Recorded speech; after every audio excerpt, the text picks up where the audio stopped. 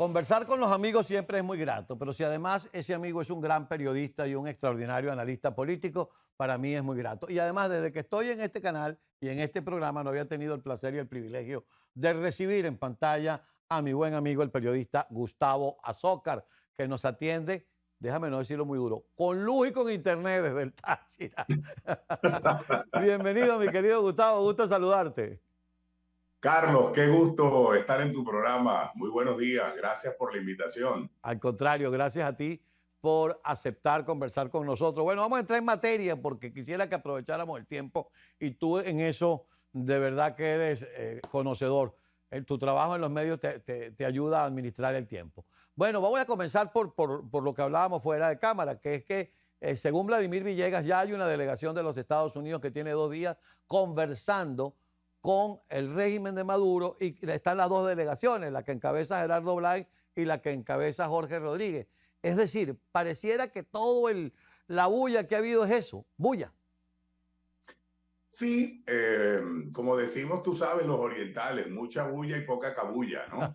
Sí. Porque sí, mucho ruido, pero al final del día, el régimen de Maduro y el gobierno de Estados Unidos continúan poniéndose de acuerdo, cosa que vienen haciendo, por cierto, Carlos, desde hace 2 años.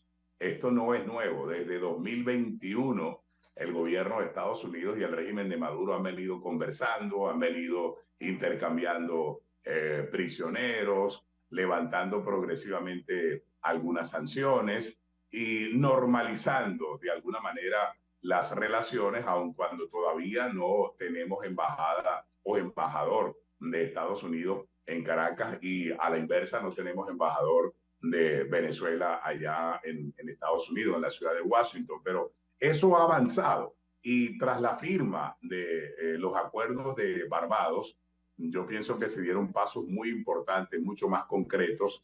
Me parece que fue muy importante, por ejemplo, que el gobierno de Estados Unidos lograra definitivamente enterrar las pretensiones del régimen de Maduro de adelantar las elecciones presidenciales. Eso ya no va a ocurrir, todo lo contrario. Ahora al régimen de Maduro le conviene que las elecciones presidenciales sean probablemente en diciembre del año 2024, la liberación de algunos presos políticos en Venezuela, muy pocos, pero por lo menos se ha logrado avanzar en el tema de la liberación de los presos políticos. Todo eso, por supuesto, a cuenta de el levantamiento de sanciones en el sector petrolero, que es lo que más le perturba la cabeza a Maduro porque no tiene dinero. Pero El problema principal del además régimen de te Maduro es interrumpo dinero, en ese plata. punto, Gustavo. Las sanciones desde el punto de vista económico por el sector petrolero, aurífero y gasífero, pero hay una de las que no se hablan, que son las sanciones personales, que son las que más le pesan a ellos, que tienen que tragarse la plata que se han robado algunos y otros están presos que no pueden poner un pie fuera de Venezuela porque estarían presos. Ahora bien, esto también va a tener influencia no solamente en la libertad de los presos políticos, sino en la libertad de los derechos políticos, vale decir, inhabilitaciones, partidos judicializados, etcétera. Sí, yo creo que esto va a permitir destrancar un poco el juego. De hecho, se ha estado destrancando un poco el juego político en Venezuela, que estuvo totalmente cerrado. El régimen de Maduro ha tenido que aceptar a regañadientes un montón de cosas como el solo hecho, Carlos, de que hayan tenido que firmar un documento que permitió, por ejemplo, la realización de las primarias, que acordó la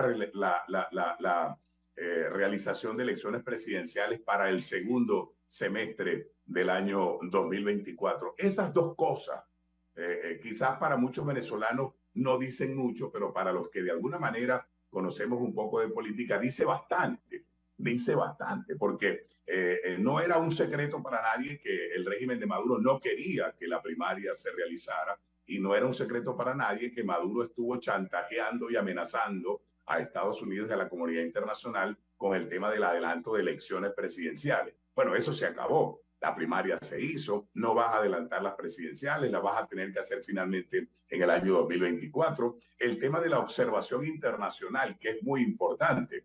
vamos a tener elecciones presidenciales con observación internacional. Van a tener que permitir que venga la Unión Europea y que vengan muchos otros organismos a chequear, a mirar de cerca el proceso electoral. Falta mucho, por supuesto, el tema de las inhabilitaciones, el tema de los partidos políticos judicializados. Falta mucho camino por recorrer, Ahora, pero ciertamente el régimen ha tenido que dar su brazo a torcer. pero como tú sabes, esta gente no da puntada sin dedal. Ya me están diciendo que tengo que hacer pausa. ¿Cómo se pasa el tiempo de rápido? Bueno, esta gente no da puntada sin dedal. Ellos necesitan los cobritos, necesitan que les levanten las sanciones económicas y las sanciones personales. Ahora bien, si ellos ceden en las habilitaciones, si ceden en la judicialización de los partidos, etcétera, tú sabes muy bien que no hay ninguna encuesta que le da a Maduro más de 10, 11 o 12, la más favorable para él. ¿A qué van a jugar? A dividir la oposición. María Corina sacó 2.300.000 votos. Existen otros candidatos que estaban inhabilitados, pero que ahora podrían estar habilitados.